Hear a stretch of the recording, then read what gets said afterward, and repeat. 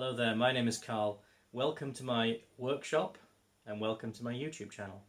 In this video we're going to be looking at the PCD calculation that we did in Harrison-Mill Resto Part 9a, which was the last video that I put out. So if you're a little bit confused, if you've just stumbled across this video and you don't know what I'm talking about when I'm pointing at this whiteboard behind me, go back to the video before this one and have a look and you'll see what we're talking about. Now we did this calculation in the last video to work out the PCD of these holes on this component that we're going to make. This is the cast iron nut housing for the Harrison-Mill lead nut that we made a few episodes ago.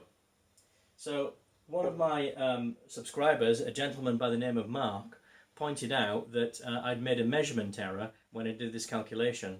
He wasn't telling me that there was an error in the method that we'd used to calculate the PCD, but that I could have measured the distance between the two holes more accurately. And we're going to look at remedying that now in this film. So we're going to take you down to the milling machine base where we were before, and we'll show you what we've done to actually rectify the problem that we had. So we're back down on the milling machine base now, and you can see this is where the PCD is for the nut housing.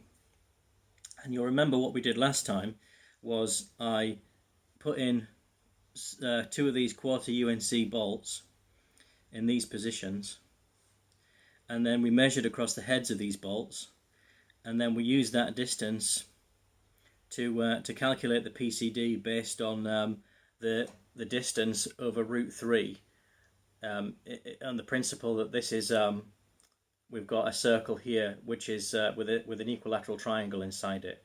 The bolt pattern is an equilateral triangle. Now what Mark suggested to me, and he's quite correct in this assertion, is that the head of these bolts is not forced to be concentric to the actual bolt itself, to the threaded portion, and that's quite correct. And I was a little bit of what would be termed in this neck of the woods a numpty, in that I made an error of measurement based on that. So what I've done now at Mark's suggestion, which I should have done in the first place, is I've put these two quarter UNC taps into the holes, and I've run them down to the bottom of the holes, and I'm just going to check now with a square or show you that these are in actual fact perpendicular to this surface. I've just cleaned this surface up with some Scotch-Brite and a bit of solvent just to make sure there's no lumps and bumps and there's no dirt on it that's going to affect the square sitting down flat. So I'll just put the square up against there, and hopefully you can see that that is square to the surface for when we take the measurement. Move it around a little bit actually, because we're going to be making a straight line measurement. So in the plane of the measurement, that one's square to the surface, and we'll check this one now as well. So I'll just give that a wipe, just make sure there's nothing on there. And in the plane of the measurement, this one, I don't know if you can see that, it's not quite in the plane of the measurement, is it? There we are. That one's also square to the surface. So we'll get the micrometer now and we'll measure the distance between these two, and then what we can do is we can subtract the diameter of the tap from that measurement, and that'll give us the point-to-point measurement between these two holes, as if that was the side of an equilateral triangle, and we can then go and put that into our calculation. Now I've already measured these taps. They're from the same set. They're made by Volcal, and they measure 0.2475 across the shank, and they're both identical. So we can subtract that value of 0.2475 from the measurement reading, and that'll give us our point-to-point distance. So I'll get the mic now and we'll do that.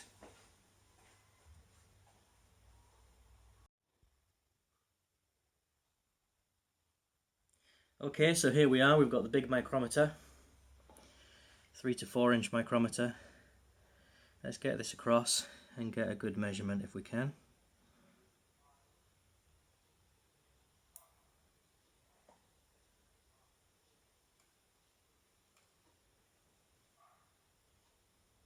It's a bit tricky to hold it in position, but we'll see what we can do.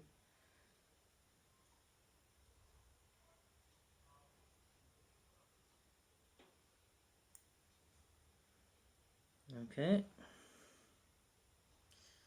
Yeah, so that is 3.387. 3.387. So we're back in front of the infamous whiteboard again to revisit this PCD calculation based on Mark's observations in the comments on the last video. And you can see here that we used this method, which is quite a commonly known method of working out the diameter of a circle from the size of a triangle that's inside it. And when there's a circle on the outside of an equilateral triangle like this, or any other triangle actually, it's often called circumscribed, meaning on the outside of. And the idea is that we take the length of this triangle, or the length of one side of the triangle I should say, which is in reality our distance between our two holes on our PCD, and we put that over √3, and that gives us the radius of this circle, and from that we can work out the diameter. And that's what we did in the last video using the measurements that we took. And as I've already mentioned, I used the bolt head as the datum for taking this measurement, which, as Mark pointed out, was actually erroneous, because the bolt head is not forced to be concentric to the threaded portion, and that could introduce an error, and he's quite right about that. So Mark suggested to me that the actual diameter, I said 3.63 inches. There's a big lorry outside. I'll just wait until he's gone. And what Mark suggested was it should be 3.625, which makes an awful lot more sense, considering 0.625 is 5/8 of an inch. So that would make sense based on the dimensions of the component of this that we're actually wanting to make. So we've just gone through there on the base of the machine a more accurate, hopefully, method of measuring the distance between those two bolt centers using taps, which are obviously the shank of a tap is concentric to the cutting faces. So what we'll do is we'll redraw this diagram to explain what we've just done, and we'll put the new values that we've measured into this calculation, and we'll see what it gets us. Okay, so we've put our new numbers in. So here you would have the tap shank, and that is 0.2475 across the shank, as we measured, or as I measured earlier. So the distance between the tap shanks came up as 3.3870 with the 3 to 4 inch micrometer. So that means the distance between the hole centers is 3.3870 minus 0.2475, which is the tap shank diameter. That gives us a figure of 3.1395. So now we can put this into our calculation that's denoted up here. So the PCD is 2 times 3.1395 divided by 1.732, which is √3. Now it's 2 times that figure because that gives us the radius, so we want the diameter. So that comes to a PCD of 3.625, and you can see underneath there I've written "Thank you, Mark." So you were quite correct. Using the more accurate method of measuring gave us a much more accurate figure, and a much more sensible figure as well when we think about the dimensions of the component that we're working with. So I'm really pleased about that, and I'm really pleased that you commented, Mark. That's what this channel's all about. It's about me learning things and other people learning things, and you know, if we all work together and we all have a discussion about what we're doing, we all learn something. So with that in mind, I'm now going to show you the proof of this, of how this comes to be, because I had quite a few very kind comments about this last video, and a few people asked me if I would show you where this all comes from and why this comes out as a over √3 for this distance, and you know the background to this method of working out a PCD. So I'll show you that now. So here we are back at the dreaded whiteboard again.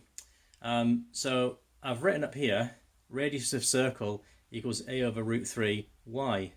Well, I'm going to try to show you why that is. So here we've got our equilateral triangle inside a circle, which we used to calculate the PCD earlier on. And I've labelled the points of the triangle here A, B and C.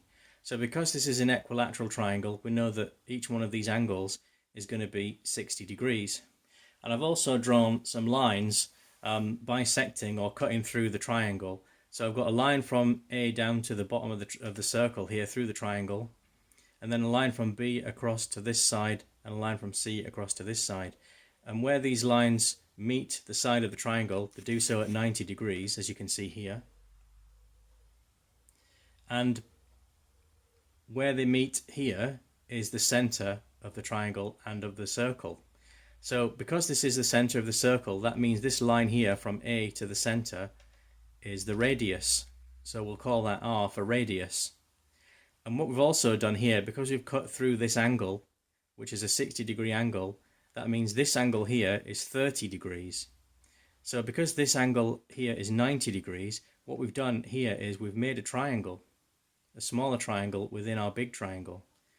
So we've got a 30-degree angle, a 90-degree angle, so this must be a 60-degree angle here. And that makes what's called in trigonometry a special triangle, a special right angle triangle, I should say. And what's special about it is that the sides of this 60, 30, 90 triangle are in the ratio 1 to 2 to root 3. And as with a lot of engineering calculations and problems, trigonometry can be used to help us to solve them. And I'm going to go on now and show you how we can use this particular feature of this triangle to solve this problem.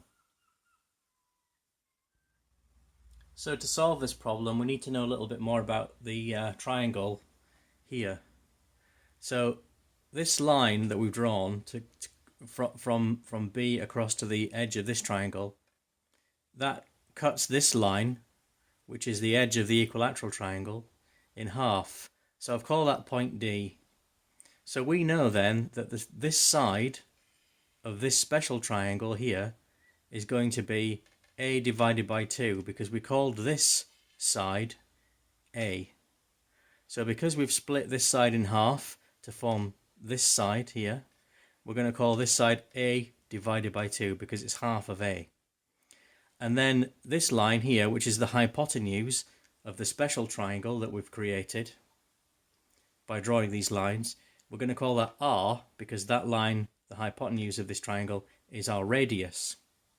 So we know that the ratio of these sides of this special triangle, special right angle triangle, are 1 to 2 to root 3. So calling this line here AD, we know that AD is equal to small a divided by 2 because it's half of this side. So we can say that the ratio between R, our hypotenuse, and AD, so R to AD is equal to 2 to root 3, because we know from the special triangle case that the ratio of the hypotenuse, this side which is R, to this side which we're calling AD is 2 to root 3.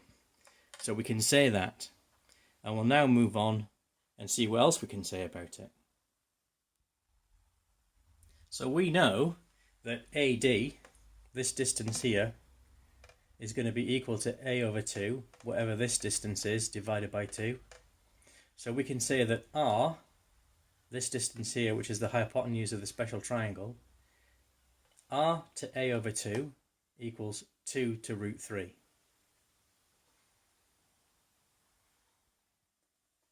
So far we've said that we know this distance here, AD, is A over 2. We've written that here, AD equals A over 2. We also know that the ratio between this distance, which we've called R, the radius, and A over 2, because of our special triangle, we know that the ratio between the radius and AD is 2 to root 3. So we've written that R to A over 2 is equal to 2 to root 3. And we can put this ratios make them into fractions to make them easier to work with. So we can say that R over A over 2 equals 2 over root 3. So what we want to do then, the object of the exercise, is to find out what R is, our radius. So we've got these fractions here. We've got R over a over 2 equals 2 over root 3. Now what we need to do is to get r by itself. So to do that, we need to multiply this side by this denominator, a over 2. So if we do that, we'll write it now, and I'll do that. We get r equals 2 over root 3 times a over 2. And because we're multiplying fractions, we cancel out these 2's, and we end up with r equals a over root 3. And that is how we get to this. That's the proof of how this works. And that all comes from this special triangle that we construct by drawing these lines from our points of our equilateral triangle, which are in reality, these are our bolt holes on our PCD. And we construct this triangle, this special right angle triangle, and by using these trigonometric ideals, or ideas rather, that's how we get to a usable result that we can practically calculate the PCD from. And like a lot of engineering problems, as I've said before, trigonometry comes to our rescue to solve them. Now I really hope that's made sense to you, and I've tried to explain it as best I can, and I hope I've not bored you to tears and you're probably now asleep. But that's the proof of it, and yeah, so there you go. That's how it all works. So there you go. I hope you've enjoyed that short video. It was a little bit heavy going, I guess, in places. Far too much whiteboard action, I think. In the next one we'll have some machining, I promise. So yeah, so that proves the method that we've used to calculate that PCD, and that shows the derivation of it, if you like, of where that comes from. And I've also shown you the error that I made in measuring the distance between those holes to calculate the PCD, as was pointed out to me by Mark. So thank you again, Mark, I really appreciate it. And just to reiterate, the error wasn't in the method that we used, this calculation and this system to calculate the PCD. It was in my measurements. So we put that right now. So I hope you've enjoyed it, and we'll see you on the next one, which shouldn't be too far down the pipeline, when we'll be doing some turning on the cast iron for making the housing. See you soon.